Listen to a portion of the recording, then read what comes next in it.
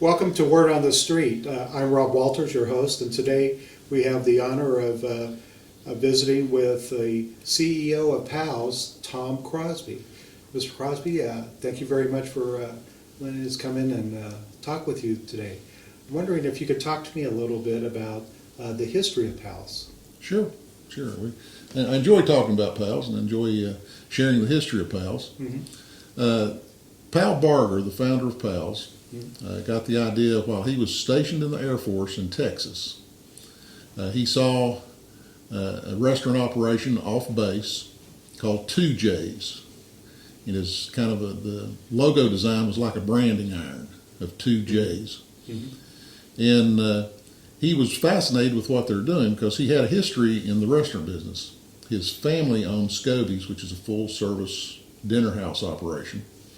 Yeah, but this was a quick service operation where they bagged everything up, wrapped it up, bagged it up, and you took it with you. And he thought that was a very interesting concept. And so he went in to talk to the owners and the management team there, and they didn't much want to share any information. So during his time in Texas, he would sit just off of the parking lot with his field glasses and take notes about what all was going on in 2J's. Okay. And so as he finished his tour of duty with the Air Force, it kept it in the back of his mind. He kept thinking, boy, if I was doing that, here's what I would do. Uh-huh. And so he came back out of the Air Force in the early 50s, well, mid-50s, and raised the capital to start the first one. So he started the first PALS sudden service in downtown Kingsport on Revere Street. Mm-hmm. And so he liked the idea of to-go orders, everything packaged, a very simple menu. He came up with the name, of course, PAL, which was his nickname. Mm-hmm. And then sudden service, he kept thinking, well, I want to be fast, I want to be quick. What's quicker than quick? Sudden's quicker than quick. So that's how he came up with the name PAL Sudden Service. And so he kind of started growing them from there. And then I came along in 1981, uh-huh. And he then was working on the idea and concept he would like to expand further. At the time he had 2 PALS Sudden Services. Uh-huh. And he wanted to expand further and to do it as a drive-through only operation. And so he laid out his plans. He worked with a local architect named Tony Moore to do the building design, and then the concept design as far as image, the look, he worked with an artist designer named Tony Baroni. It's a fun name. Yeah, it is. And so that they were originally out of Chicago, and they had some influence and interaction with Andy Warhol, so they kind of had a pop culture view of the world, and came up with the imaging of PALS. And so that's kind of, and it was truly, which over in our other office, we have the original napkin. On the back of a paper napkin, Pal and Tony were talking, and Tony Baroni drew upside down so Pal could see it across the table. Drew, you could do a building like this, and put the food on the outside and basically have the menu as artwork on the building. And so Tony said, let me get another napkin. Here's another idea. And Pal stopped and said, no, don't need to go any further. That's it. This is what we're doing. Cool. So just kind of grew from that with our main focus is on the drive-through operations. Okay. How many locations? We currently have 31 operations. Mm-hmm. Our goal is not to be the largest in number of stores, mm-hmm. but we want to be successful. We're very conservative. We don't borrow money. We pay cash as we go, so we're just kind of building conservatively as the business will allow us to grow. We're trying to be the best that we can be with each operation and have fun while we're doing it.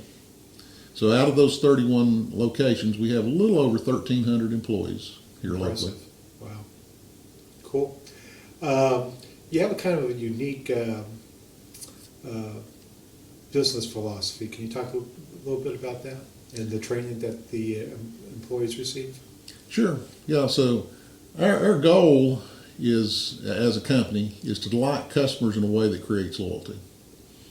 So our obsession, our focus is always on the customer and the experience that they're having. So we're wanting to provide the highest possible quality and the fastest possible service, and to be the most accurate so that when we hand you a bag, you can say, I'm sure it's right, I can hit the accelerator and drive on. To do that takes a considerable amount of focus to make sure that our focus is on the right things. That's why we have such a limited menu. So instead of trying to be all things to all people, we want to be known that we're good at a few things. We make some good hamburgers, hot dogs, great milkshakes, iced tea, and Frenchy fries. And that's basically our core menu. So if you really think about it, the artwork on the building is almost the entire menu when you're driving by. So to have that focus on that limited menu and be able to execute at the highest possible level, it takes a lot of training. We're constantly training every day. We have a very robust coaching model where we're constantly in the on mode, wanting to coach as close to perfection as we can get everybody that's working on the operation, and trying to have operations to where the leaders in the store can be up on the front line on their feet watching what's going on for the customer, not in the back looking at reports, not taking inventory, those types of things, but being where they can be real effective. And so by having the leader on the front line in this constant coaching model, that kind of just folds right into our obsession with training. And we have this obsession that we want everybody, before they really are turned completely loose, to have a minimum of 120 hours of training. Wow. And it's not training like in a classroom, but we truly believe in on-the-job training. But in the beginning, we do it with a focus with you having a mentor coach close by while you're on the floor. And we use old-timey methods, 4-step training method. We're going to tell you about the position. We're then going to take you up and show you the position. We'll immediately get you in the position and coach you through one cycle through. And then step 4 is we'll repeat and coach until we get you as close to perfection as possible. And it's very effective. It's called training within industry, and it was actually designed as a way during the World Wars to get production work up in the United States to support the war effort. And it's a well-known method, but a lot of people aren't as aware of it today as they used to be. Has that helped with retention? Well, sure, it's helped a lot with retention. So we're very proud of our retention rates. The fast food industry has a high turnover rate, how many employees we go through. A lot of times it's over 100%. There's been periods where it's been up to 200% turnover in a year. We normally run in the 30 to 40% turnover, which is very low for the industry. We're very proud of that. So the longer that we can engage with and keep the employees that we're working with and training, the better off we are and the more aligned we are to having a structure to where we can delight customers in a way that creates loyalty. We were talking earlier a little bit about a management book that you have folks read. Can you talk about that, please? Sure. The management book is Shut Up, Stop Whining, Get a Life. And as I was telling you, we truly believe it's a good starting point because it's really about a philosophy of what's going on in your life you're in control of. And instead of focusing outward that other people are controlling my destiny, it's a book about really get you folks on, no, I control my own destiny. And I need to think that way and make sure that my successes are because of what I'm doing. And if I'm lacking success, it's because maybe something that I'm not doing. And so it's a book that focuses you on assessing yourself to say, where should I be doing better? Where do I want to be? And how can I control that and get there? And we feel like that's a very, very powerful message to set people up for success. Can you tell me a little bit about your background, what you did before you joined PALS? Sure. I've been restaurant focused for a long time. I initially started in the restaurant industry with not PALS, but McDonald's here in the local market before coming to PALS. And had a little spit with Wendy's, the local Wendy's. And I was actually in the restaurant business with Wendy's and McDonald's basically to generate cash flow to pay for me to go to college because my initial focus was to become a medical doctor. But needed to pay my own way through college and thought that it was a good industry for me to get into to try to earn money to fund that. But the more I worked inside the restaurant industry, the more I decided, no, this is what I really like doing. I truly enjoy this. And so while working for McDonald's, a previous supervisor of mine, a man named John McGinney, called me one day and said, Tom, do you trust my judgment? And I said, yes, sir, Mr. McGinney, I trust your judgment. He says, well, I'm in a meeting here in Kingsport. I would like for you to arrange your shifts so that you can leave work and come right to this meeting. And so I did that. And when I went to the meeting, it was with John McGinney, Pal Barger. And he said, why don't you step in here? He said, Pal's looking for somebody to come in and work and help to develop Pals. He said, Pal's talking to me about that, and he decided that it's just not right for me at my age and things. It's not right for me. But I told Pal that I think I know a gentleman that this would be a good fit for him. So during that meeting, sat down and talked to Pal, and John stayed in the meeting, and we had a real good discussion. And then it just kind of everything went quiet for about 3 weeks. And then I finally get a phone call from Powell. Says, I'd like for you to come back in for another meeting with me. And found out, he'd been doing some background research, and they'd been mystery shopping the operation I was running at the time. And he and I worked out a situation where in October the 1st, 1981, I came to Powell's and been here ever since. Talk to me a little bit about awards and recognition that PALS has received over the years. Well, the main awards that I think everybody thinks about is the Malcolm Baldrige National Quality Award. So we won the Malcolm Baldrige National Quality Award. An award that's aligned with that is the Tennessee Quality Award at the state level, which uses the same criteria. We've applied and won that at its highest level twice. And it's an award process that's based on assess and improve.